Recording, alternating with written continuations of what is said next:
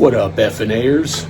So I wanted to make a video for you guys on how we do our rats, like what we feed them, like how we keep them in, like what size tubs, all that kind of stuff. So yeah, that's what this video is going to be. So let me know what you think in the comments.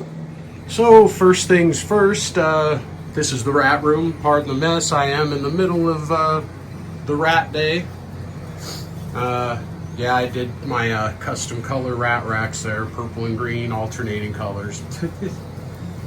I also, so what I do is I mark every tub with a post-it note, and every week I change color.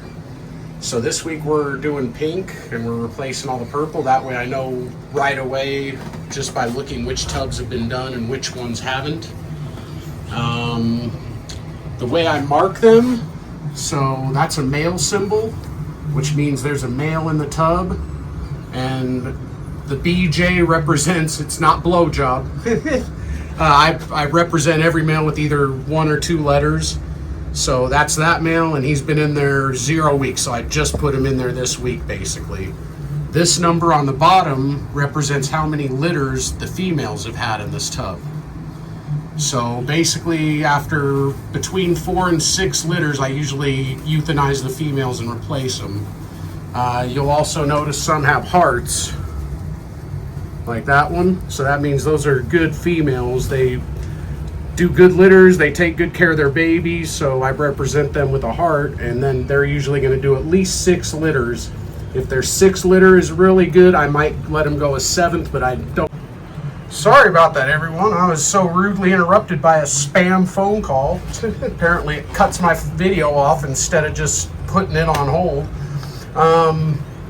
But anyways, yeah, the heart means they'll stick around a little longer. So like this one, obviously the male's been in there 1 week. What I do is I pull the male after 2, 3, 4 weeks max. I like to get them out after 3, but sometimes they just sit in there for a 4th week if they don't have anywhere to go. So like again, this one, he's been in there 3 weeks. He's ready to come out. If I need him in another tub, this will be one of the first tubs I go to pull the male out of. Female symbol means that the male has already been pulled and the females are expecting babies, and in some cases have already had some babies. Like that's why one fuzzy 25 pups, there's probably still another one expecting or something in there. I will make a special note on the lower left hand corner, the 0.3 means 0.3 females. Usually I like to have 4 females in these tubs, so I'll make a note just so I know before that there's less females, so I'll put less food up top so I'm not wasting food. And what I do with the food is I don't do Kalmbach, Missouri. I go to Tractor Supply store, and every single thing I get is a Tractor Supply. By the way, shout out to Ash from Morph Minded. He turned me on to a lot of this stuff. I kind of took what he did, took what some other people did, and did experimenting on my own and came up with my own thing. But basically I put these cattle cubes, which you can get a 50-pound bag of these cattle cubes for under $15. I don't suggest you just rely on the cattle cubes though. They're not, the rats don't really like them. The main reason I put them in here is to act as a filter so that this other food doesn't just fall through real fast, and so that they don't, you know, it doesn't just wind up in the bedding and get peed and shit on. So, and they will eat this if it's a last resort, if they run out of this. But I usually give them a pretty good amount of the mix, and I'll show you how to mix that.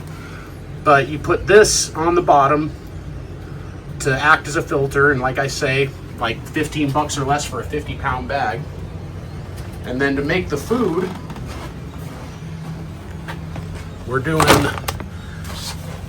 it's a 36-pound bag of cat food you get from Tractor Supply called Paws and Claws. It's 25 bucks for a 36-pound bag. Then you do a 40-pound bag of the black oil sunflower seeds. Sorry, it's upside down. But that's going to run you, that I noticed the price on these changes. I've seen them as cheap as 18 bucks a bag and as expensive as 24 a bag. So I don't know, the price fluctuates pretty steadily on those. Sweet feed, I get the Sweet Feed textured. You want the one with the horses. A lot of times this is going to be like a solid brick because it's real sticky stuff and it sticks together sometimes. If it's like that, that's what you want. You don't want the horse pellets. You don't want the goat Sweet Feed or whatever else they have. You want this, the 12% Sweet Feed with the horses on the front. And then pound bag of whole oats again. Sorry, it's upside down. By the way, the Sweet Feed for a 50-pound bag, it's going to run you about 12 or 13 bucks, I think. Whole oats is just under 20 bucks for a 50-pound bag. And then a 50-pound bag of cracked corn, which is going to run you about 13 bucks usually, 13 or 14. So all of that stuff is under 100 bucks to get like just under 250 pounds of food. It's under 100 bucks. So it wastes Kalmbach in Missouri as far as the price. The rats love it a lot more. It's a lot better for them. And I'm going to tell you the ratios right now. So I use 4 pounds of the cat food, 4 pounds of the sunflower seeds, 3 pounds of the Sweet Feed, 3 pounds of the oats, and 5 pounds of the cracked corn. I put all that in one of these, and I got this at Home Depot for like $8.99. And you can do that 4 times basically. So I'll do the amounts that I told you, mix it together, do it again, mix it together, do it again, mix it together. And 4 times we'll fill this bucket up.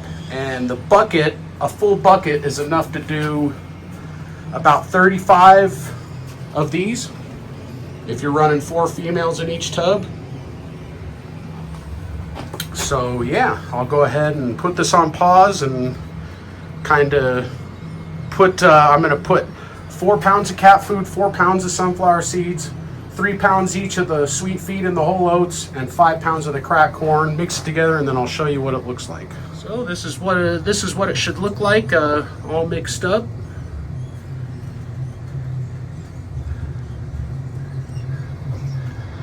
And basically I'll do that 3 more times and that bucket will be full.